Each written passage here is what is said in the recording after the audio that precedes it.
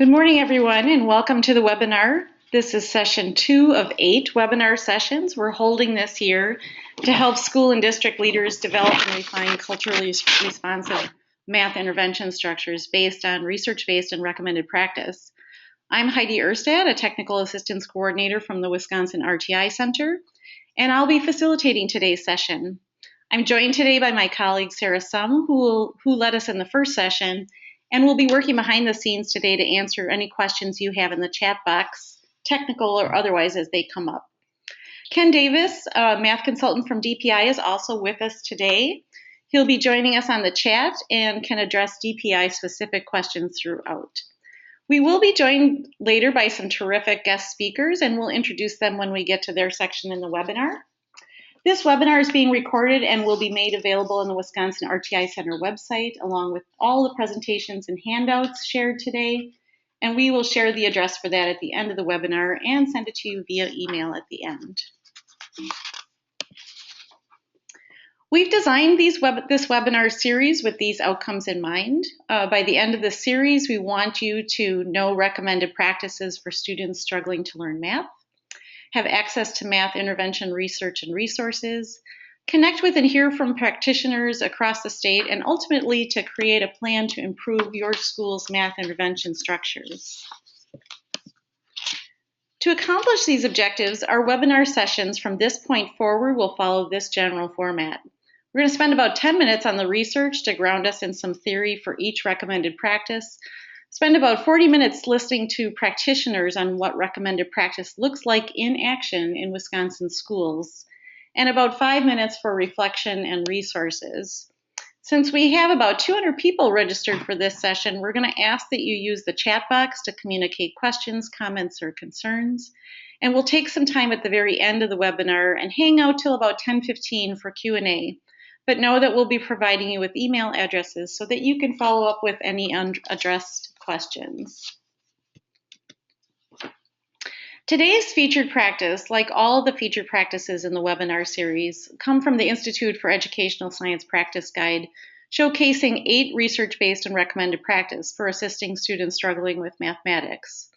Though this particular feature, include motivational strategies and interventions, is listed in the final recommendation in this series, we consciously moved it to the beginning to underscore the importance of considering motivation when designing interventions. So today, let's take a short dive into the role of motivation specific to math and identify some ways practitioners have translated that understanding into actions in their schools. Before we consider the specific strategies to use in the classroom, we think it's important to first identify what we're hoping to create for students. As part of a recent U.S. Department of Ed study, researchers asked mathematicians and math grad students to describe what it means to solve problems as a mathematician. And that's the list you see on the screen. It's a category summary of their responses. We can connect this list back to the items that many of you entered at the start of the webinar in the chat box. We can also see parallels between this list and the standards for mathematical practice, as well as the skills and habits associated with college and career readiness. Please keep this list in mind as we move forward, thinking about how your interventions can help support students as doers of math. For the next few minutes, I'm going to present some of the research around motivation in math. This is a topic that's a mile wide and a mile deep. So today I'm just going to focus on a few big ideas for you to consider as you learn about practical strategies later on in this session. When we consider the topic of motivation in math interventions, we first need to take into consideration the perception of math in the general population. Here, the authors of NCTM's Principles to Action note their concern that far too many students view mathematics as something that is far beyond their grasp, that doing math is for mathematical geniuses only. But kids don't come to us this way. If you watch young learners interact with a set of blocks or manipulatives, their behaviors are typically the same as what we described at the beginning of this webinar, as characteristics of motivated mathematicians, and parallel to what the researchers found as well. For instance, you'll see kids work for a long time on a single complex problem. They'll often do this in collaboration with their peers and study the work of others. They get satisfaction from the process itself and gain a sense of pride in attaining solutions. They're motivated to explore new concepts, even if they're not immediately successful, and use those unsuccessful attempts as stepping stones to solutions. But as kids struggle with math as it's presented in school, over time they find ways to disengage with the content in order to avoid feeling failure. This fear, lack of confidence, and avoidance is most poignantly experienced by older students who struggle, as well as students who've been historically underserved in schools. The good news is that there's powerful known things that we can do to build and rebuild student beliefs in their mathematic abilities to their original conditions, the way they were when they first came to school. And for our younger students, we can build these practices in from the start so that students aren't fighting the dual battle of low confidence along with weak skills or strategies down the road. Before we share some of these powerful practices from the research, I want you to explore some of your own powerful turnaround experiences. So I want you to think about a time that you learned something you perceived to be difficult, but you persevered and experienced success through the support of others. It can be in or out of school, something you experienced as an adult too. And I want you to just enter into the chat box one thing that someone else said or did to help you stick with it. And I'm going to put 30 seconds on the clock and we'll just see what some of the responses are for that.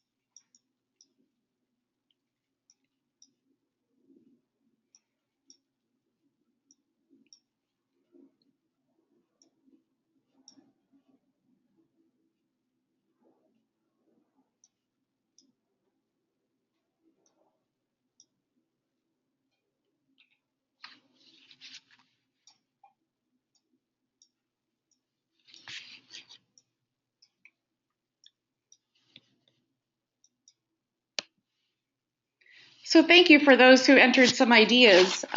If we were to go beneath the surface of some of those things you wrote in response to that prompt, the chances are that the person supporting you was supporting one or more of these aspects that play a leading role in motivation.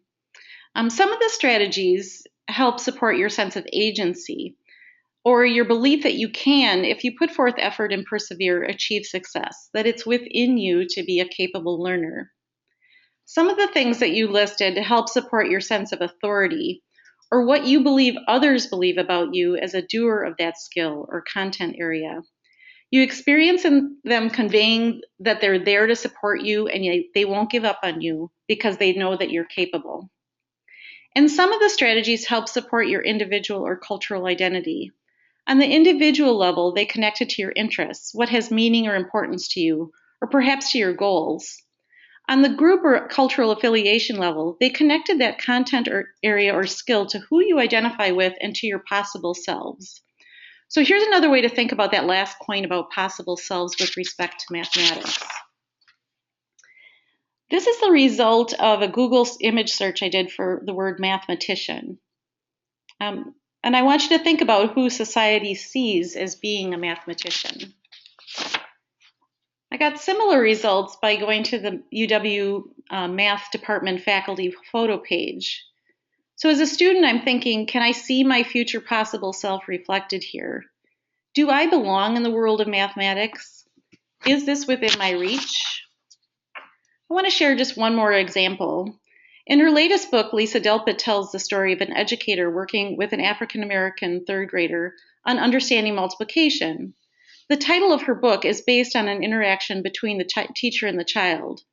Based on what this young student at the age of 8 knew about the world, the child told her that he should only be studying addition and subtraction because multiplication was, quote, for white people, unquote, not for him. So our students' racial and cultural identity also play an often under-recognized but powerful role in their motivation to succeed in mathematics. So how do we need to go about this work of addressing agency, authority, and identity, which are essentially internal processes? We focus on providing the conditions to build up students' sense of mathematical self. And that brings us to what that looks like in practice. Here we've identified multiple research-based strategies that can be used to create those conditions for motivating students and promoting their development of their mathematical selves. For today's purposes, we've loosely organized them into two categories, direct and indirect. And in the direct column, you see strategies that you can see in a lesson plan and observe directly in a classroom. The indirect strategies are also observable and intentional, but they go deeper into the belief systems and the culture and climate for learning. Okay, so the two strategies you see highlighted in bold in the direct column come right from the IES practice guide for assisting students who struggle. The other strategies come from a range of sources, including NCTM's Principles to Action, the fields of cognitive and educational psychology, and universal design for learning. No doubt we could spend a whole day going deeply into these strategies and know that they're all important, but we only have an hour together, so here's our plan. Today you're going to hear from our guest speakers about how they're implementing the strategies that you see in italics. At the end of today's webinar, we're going to provide you with a variety of resources so that you can dig deeper into the strategies that we won't be addressing today. Of course, know that we're more than happy to discuss any of these beyond today's session as well. And that brings us to the highlight of today's session, our practitioners. Today we're going to hear from 3 math interventionists from the Oregon School District, and they will be addressing several research-based motivational strategies. And then from Lorna Vasquez from CISA 10, who will talk about her work in engaging students in goal setting and monitoring learning. Because we're on a super tight schedule, we're going to turn this over right away to Oregon and ask that they introduce themselves first and then jump right into the content. So I'm going to hand that over to our friends from Oregon.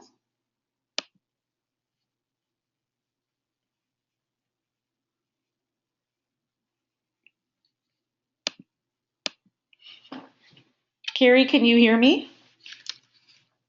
Yes, we can. All right. If you could turn up your speaker a little bit, that'd be great. Hey, can you hear us better? As loud as you can be. That's great. Great. Good morning, everyone. My name is Jackie Amla, and I am joining you as well. My name is Carrie Niemeyer. And Patty Fitzgerald. And we are presenting on growth mindset in the learner-centered math intervention classroom, which specifically ties to recommendation number 8 from the IES math practice guide.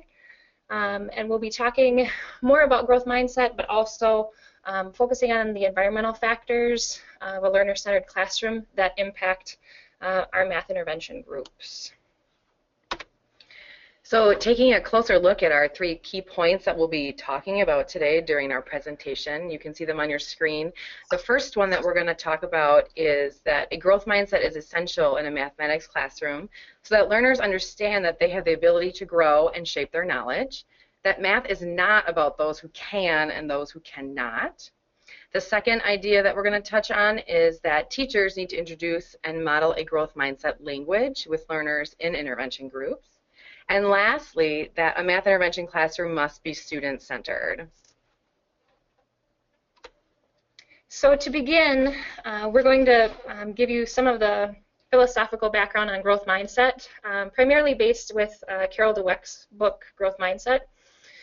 For you visual learners, there's a great visual on the right side describing the differences between the fixed mindset and the growth mindset.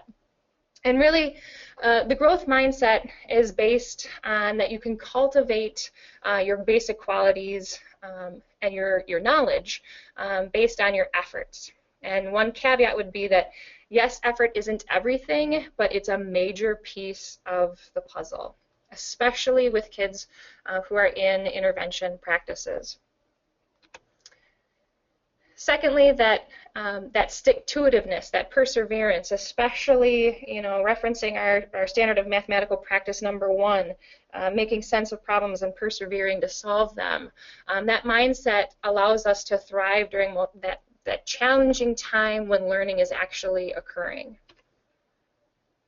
And that one key point that we wanted to mention, a fixed mindset really is concerned, or those who have a fixed mindset in any given situation, those individuals tend to focus on how they are being judged or their perception from others, and they really get stuck or fixed on what others think of them, whereas a growth mindset is really focused on me, and figuring out what I need to do or what I can do better in order to learn and grow.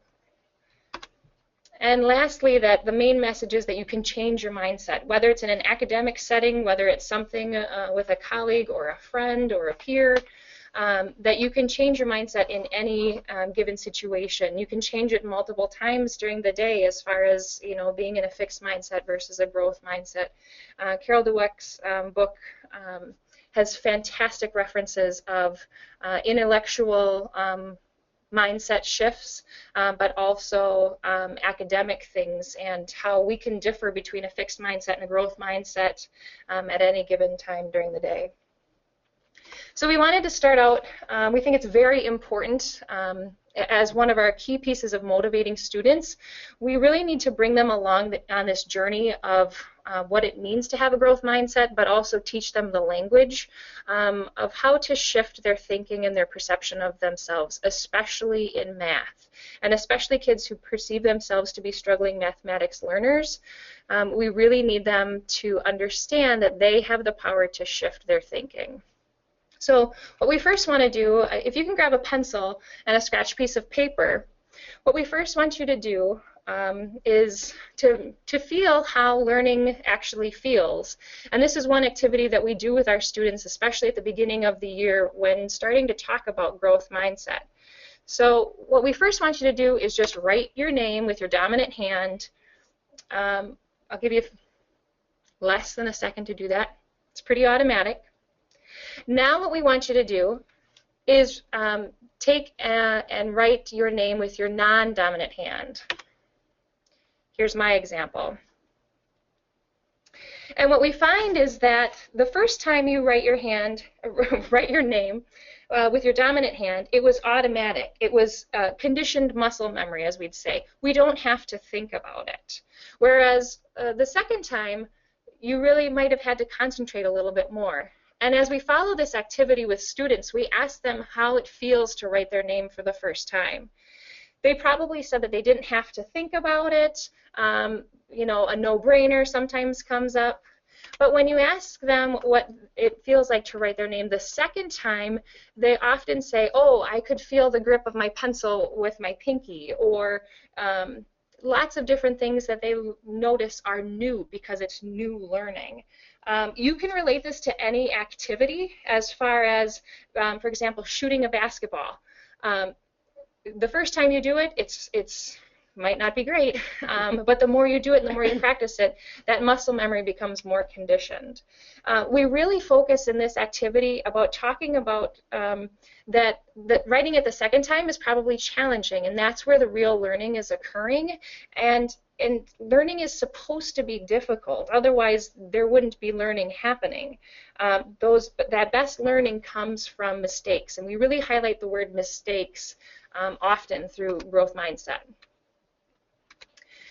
Secondly, we talk to students about what is the brain doing when learning is or isn't taking place. We focus on the brain connections, and we actually show kids pictures of neurons, and this happens K through 6th grade and on up into the upper middle school levels. We show kids pictures of neurons, and we talk about when we've learned something for the first time, we have a really weak connection, and that's illustrated by the dotted lines between the two neurons. It's a really weak connection. The kids might not remember it the next day or the next time they see it, but as they grow to have more experiences with it or build their background knowledge, that brain connection becomes stronger and stronger until it's solid or built into our muscle memory, where we don't have to think about it. We really talk about how if you don't have any background knowledge, if you don't have any background knowledge or have never experienced a task or a situation, it's really hard to have a brain connection at the beginning of something because we haven't been exposed to it. We also talk to the kids about the different systems and pieces of the brain, as far as the limbic system, which controls our emotions. And if our limbic system is really in panic or has having a ton of anxiety, specifically when we're talking with math intervention kids, that if they're anxious about learning math or perceive themselves to be struggling mathematics learners, obviously their emotions are impacting their ability to learn any new content.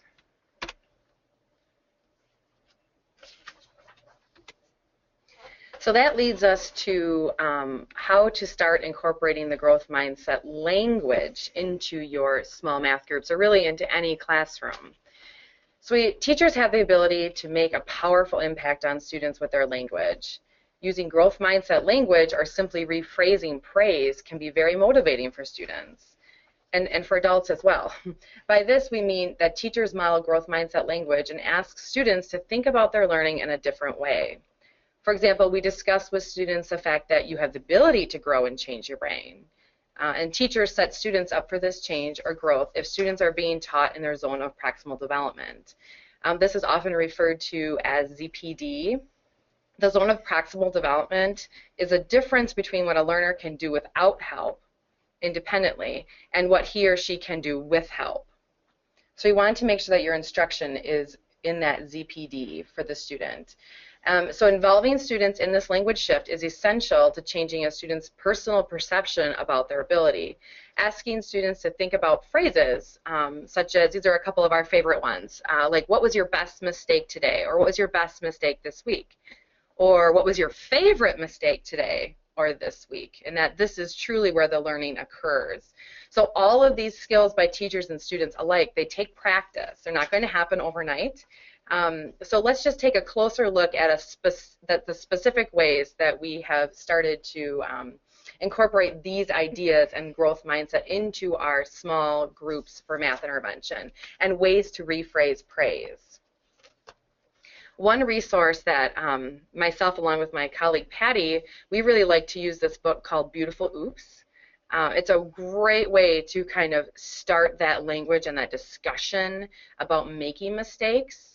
So we started reading this in the beginning of our groups in the fall, and we saw within a very short time that students were able to come up with things like, oops, I made a mistake when adding, it's okay, or oops, I made that 3 backwards.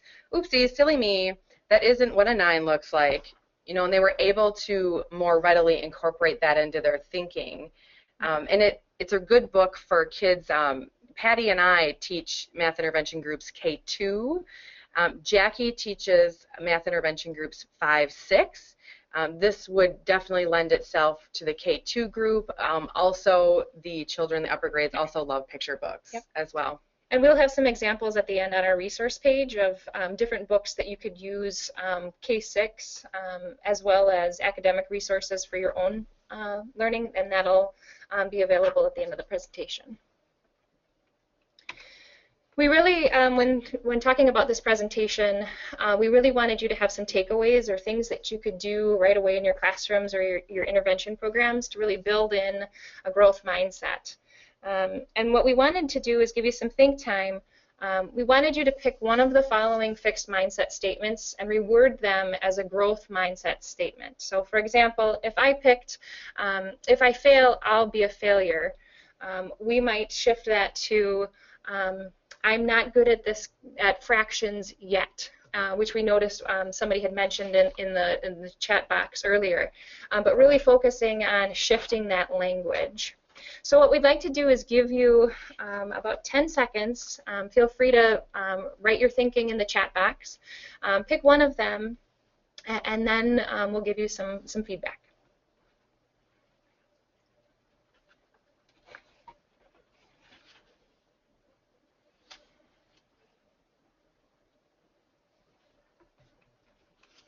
For the sake of time, so that we are efficient with our time and mindful of yours, here's some examples of things that we thought of for these statements.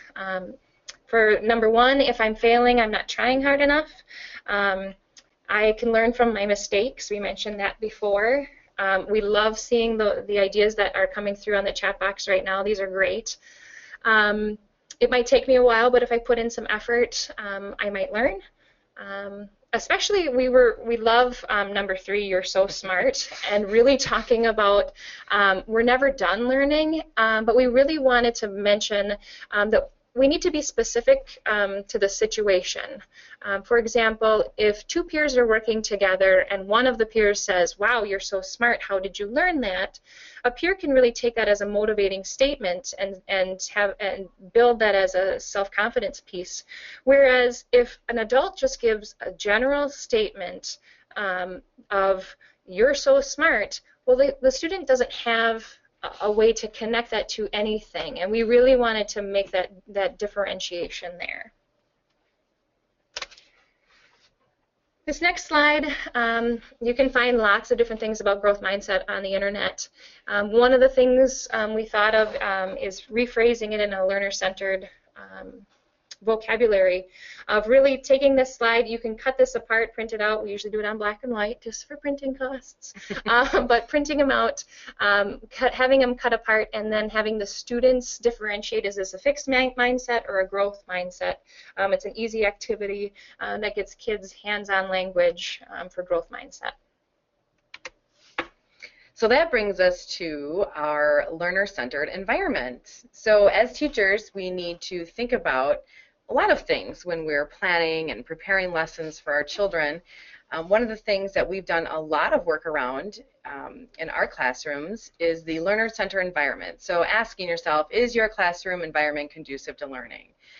We offer, you can see in the pictures, in our classrooms, a variety of seating options. So students have a choice. They have choice in their learning. The stool on the far right, the red one, is a hockey stool. They can be found on Amazon. They're lovely. They have a round bottom, so students can fidget, they can wobble to kind of, you know, just get their fidgets out and still continue their learning, if that's the way that they learn best. The picture that shows the blue chair, that has a wobble cushion on it, and if you flip that cushion over, it has a little bit of a smoother side. The side that's showing would give a student a lot of feedback. It's quite rigorous on that side there.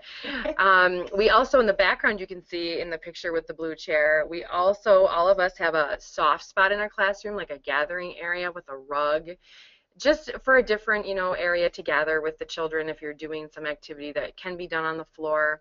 We like to give them a lot of variety. I'm going to let Jackie talk about the exercise bands that are a little bit maybe more appropriate for the older children. Sure. I teach fifth and sixth graders who are struggling mathematics learners. We have exercise bands that are tied to the bottom of the front two rungs of the chair, and with some guidance and expectations given to the learners about how to appropriately use them. Kids can either put their feet on top of the bands, or they leave their feet underneath and behind the exercise bands to kind of bounce and give extra pressure and sensory input. I've seen fantastic success with kids who two of my learners who have diagnosis of ADD or ADHD. It's a great sensory input to focus and redirect their attention and energies into the mathematics that we're learning. The second thing that we have listed on our slide is the incandescent lighting. A lot of times just turning off the overhead lights and having some lamps and some softer lighting also can help create a nice environment for learners. We've had great success with that. The other thing that we have up here is that we also use a lot of the space around our school environment as a whole. My office is small, and it's easy to do the seating options and the soft spot options, but sometimes we also need to get out and do some learning through gross motor. So we might use our school arboretum, or an outdoor classroom if you have one, or pavilion. I know I use our gym a lot when it's not in use, or the cafeteria area, just to kind of get kids out and moving and counting and moving and just kind of hitting them where they need to be taught that they take information and the best. We wanted to focus on learner-centered. Our math intervention program is AVMR Foundation of Math Recovery, which really lends itself to having a learner-centered, tailored approach to their learning. It targets their goals. We have groups from anywhere from 1 to 4 learners, and the length of the session is appropriate for the age of the students, depending on their needs as well. We find that a huge motivator for students is the mathematical tools that we use to bring to life the mathematics that we're studying. And really making sure that kids have a real size of the numbers and a true understanding of the concepts that we're instructing. And choice is really a huge piece for us, and giving kids the option of how do they learn best, and targeting that with the growth mindset piece as well. We are constantly making games, whether it's homemade or tweaking ones that are commercially made, and bringing in the mathematical language through number talks.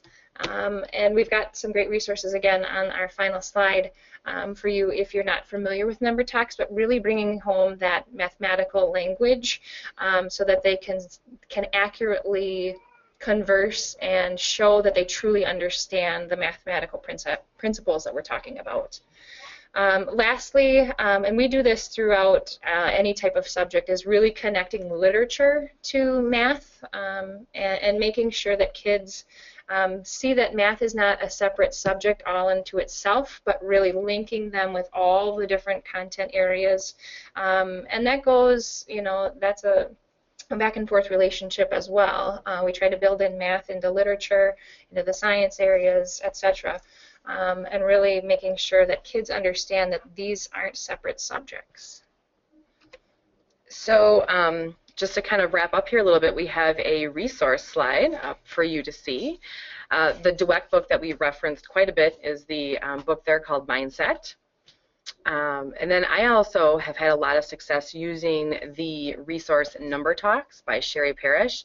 It's a really great resource for teaching the teacher how to have constructive arguments and critiquing others' work, which are all mathematical practices, in the classroom in an appropriate way, and sets you up for that really nicely in your classroom. There's also things like shapeometry, and A Walk in the Rain with the Brain is another good resource to read to kids, maybe slightly older than like 2nd grade and up. Or Your Fantastic Elastic Brain is another really good one. That's a great one for older kids as well. So in closing, we just had a couple of funnies we wanted to put up here. Just in the interest of time, we're going to just show them quickly here. Just something funny to leave you with today. Thanks so much.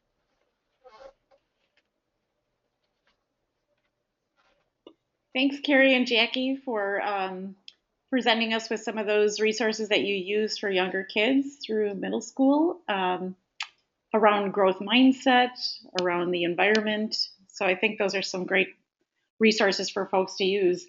We're going to share with you at the end of this presentation just a compiled resource, and you'll also have access to their slides as well. So thank you so much. I'm going to now turn it over to Lorna Vasquez, who's going to talk about some of the work that she's doing with some older kids around goal setting and engaging students in that process.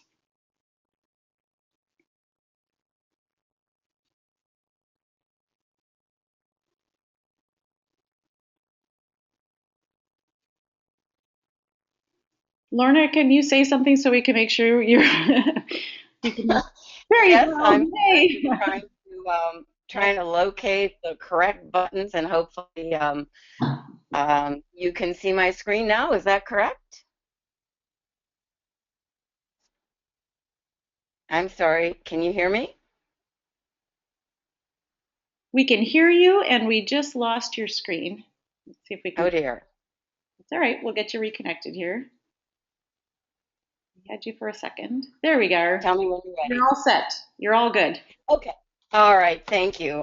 Good morning. I was looking at the book that our Oregon presenters shared about the elastic brain and thinking about your elastic body and thinking that 20 minutes is a short time to present what I've got to present to you, but it's also kind of a long time to sit. So I hope those of you out there at home are already standing up with your elastic body, turning around, touching your toes or whatever. I certainly know that feels like something I should do.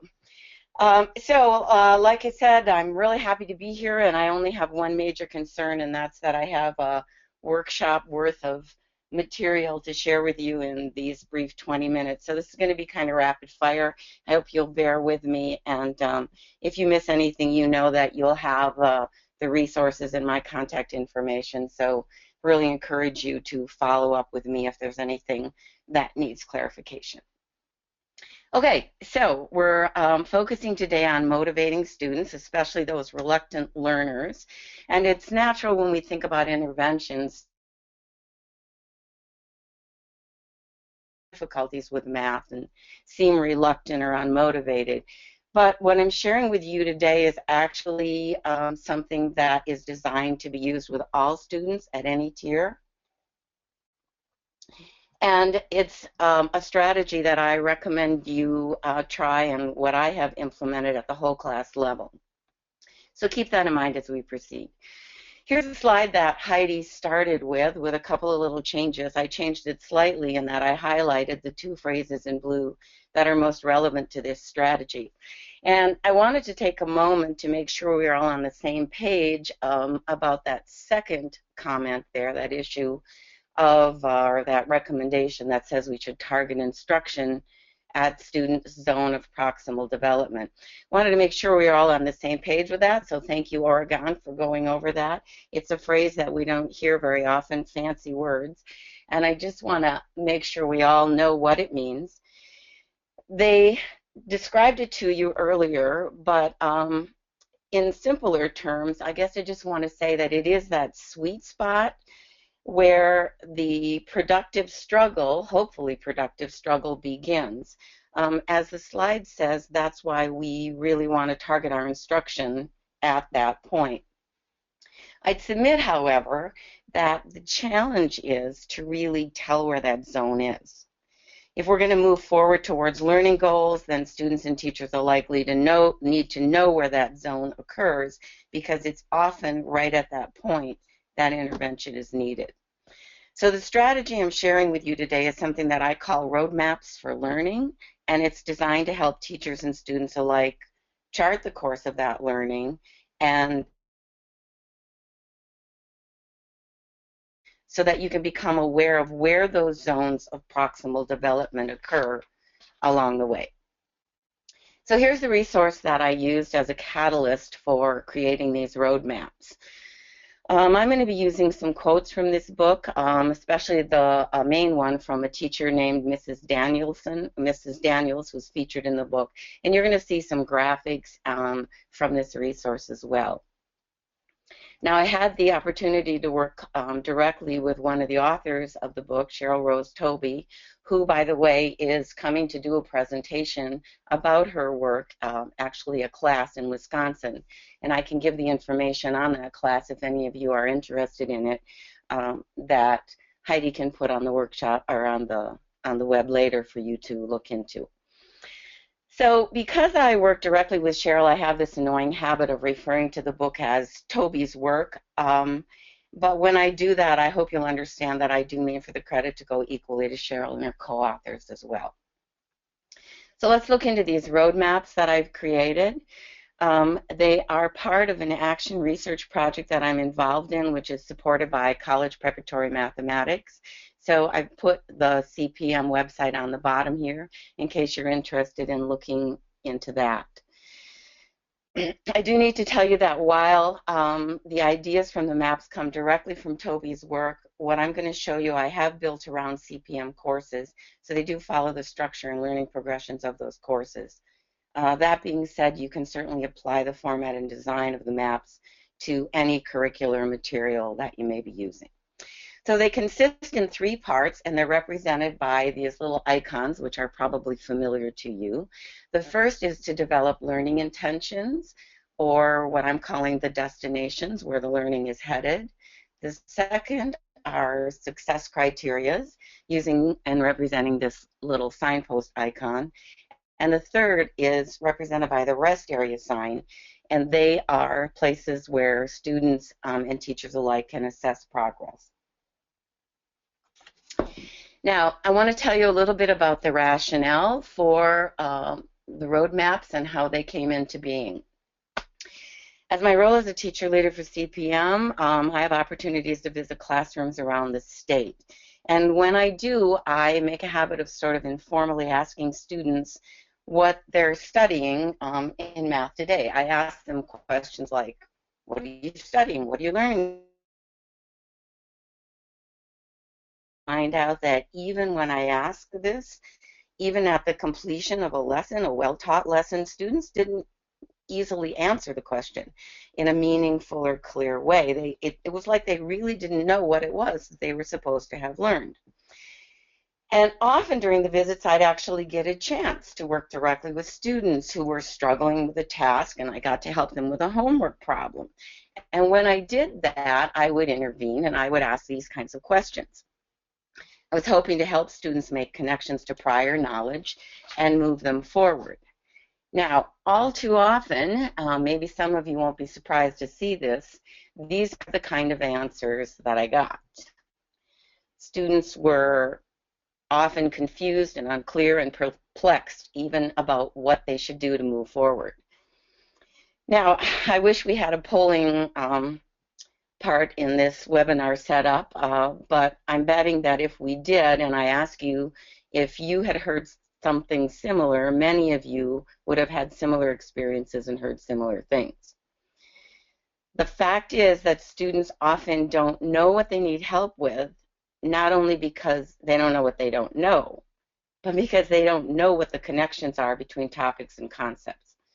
In other words, they can't see how what they've learned in the past connects to what they're studying now, or even where the material is going.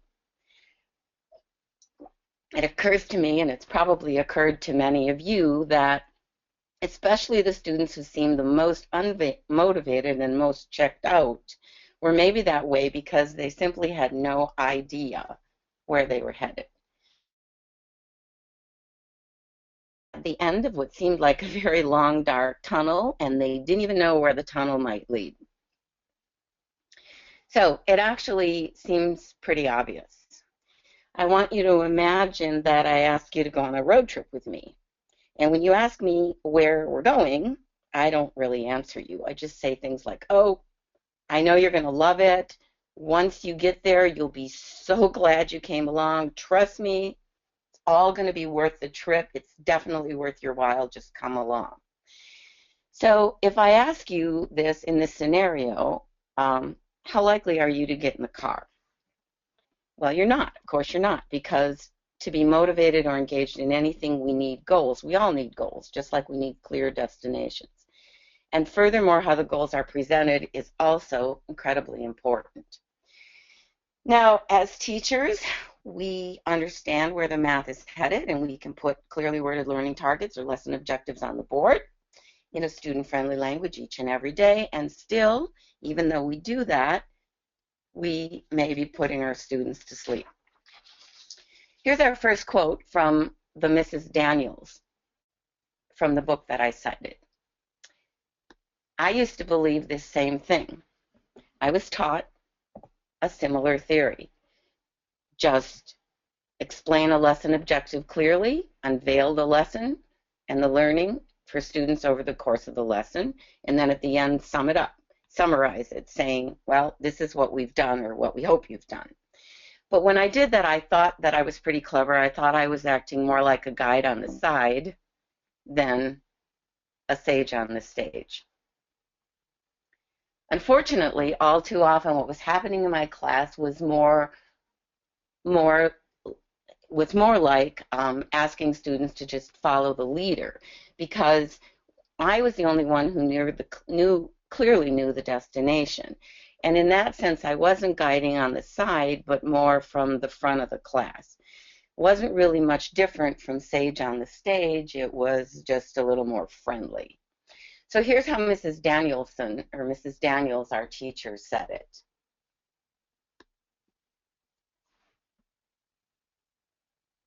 Students had to trust me and just follow along where I was trying to lead them. Sometimes they wouldn't always follow, or were trying to follow and got off course and didn't know it.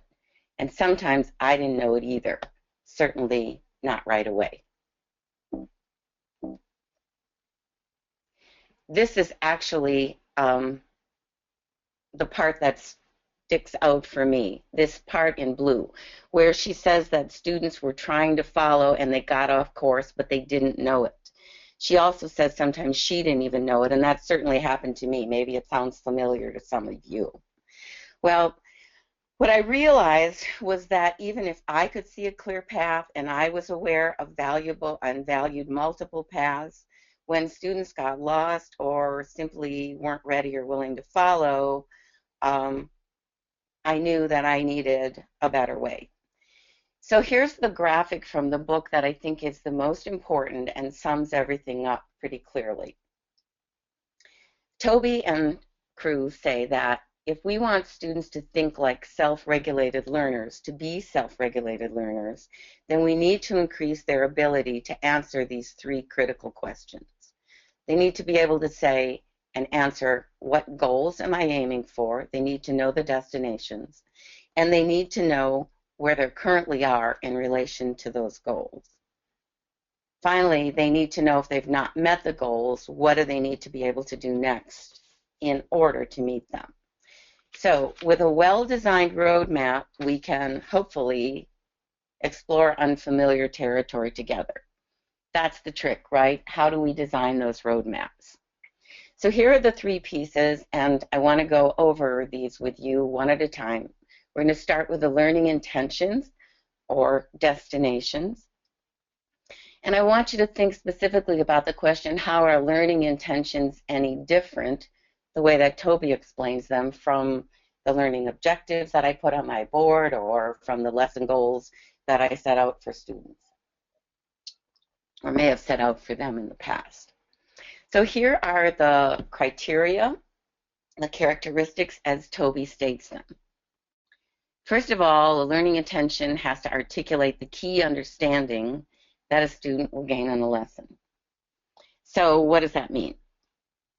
Well, for example, let's consider a lesson in which students collect data and create a histogram from that data. Many of you have probably done something similar. Well, we all know that learning how to create a histogram is important, but it's not a key understanding as Toby defines it. It's an activity that leads to developing an understanding, but the understanding is really about what a histogram reveals about data that other data representations might not. So creating a histogram is the what of the lesson, while the learning intention describes the why. So here's the second critically important characteristic. The learning intention has to focus on the highest priority learning. Now, by way of example, let's consider a different lesson, one perhaps where students are asked to understand why triangles have angles that always add to 180 degrees. Well, in order to reach this understanding, students also have to understand a few other things. They have to know what angles are and how we measure them. But in this case, we want the learning intention to focus not on understanding angles and measuring them, but on understanding the triangle sum property, which is the highest priority learning for that lesson. So I know this is a lot to take in, and to help you understand where Toby's going with all of this, let's look at some examples of how learning intentions can be worded. Notice here that you have some different ways to word the learning intentions, maybe using the I will understand starters and some of these verbs, or you can actually write them as questions or frame them in other formats. But what I'd like you to specifically notice that in all the cases, the focus is on the understanding, and none of them describe an activity or procedure like simplifying expressions, or creating a graph from an equation. And by way of contrast, let's look at two statements shown here that are not learning intentions. These are examples of something that you might typically have written as lesson goals. Students will use fraction strips to add fractions with unlike denominators. But these are not learning intentions as we've defined them because they don't focus on the why we expect students and want students to be able to do these. So take a moment right now and see if you can think of why we would want students to be able to do these things and what key understanding do this. Well, here's one possible learning intention that does focus on the key understanding that is supposed to follow from activities such as these. Why do common denominators help when we're adding or subtracting fractions? Why do we even need them? Here's one more example from a teacher in a study, like our teacher, Mrs. Daniels. She wrote this kind of a learning objective before her work with learning about intentions, and afterwards she wrote this.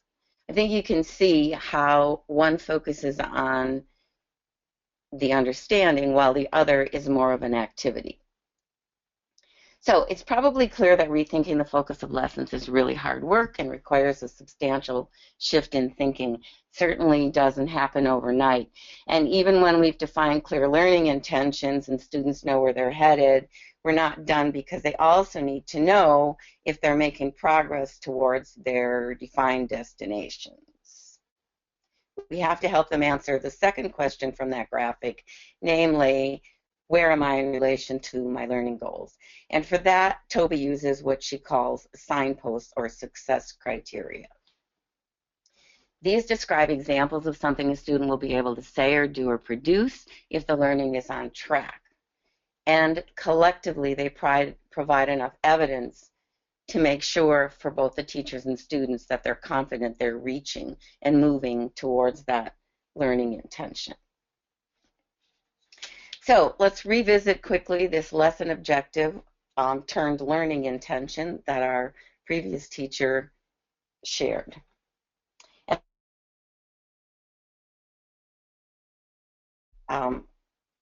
Giving evidence that they're on track for reaching this understanding of how a table and a graph represent the same data. Well, here's success criteria associated with it. These are the things they'd have to do. They'd have to be able to create a table using data. They'd have to be able to create a graph using the same data. And finally, they'd have to be able to compare those two in order to get to that learning intention and key understanding. I know we're a little short on time, so let's take a quick look at some success criteria examples. Notice that in this case, all of them start with I can statements. I think most of us are familiar with those.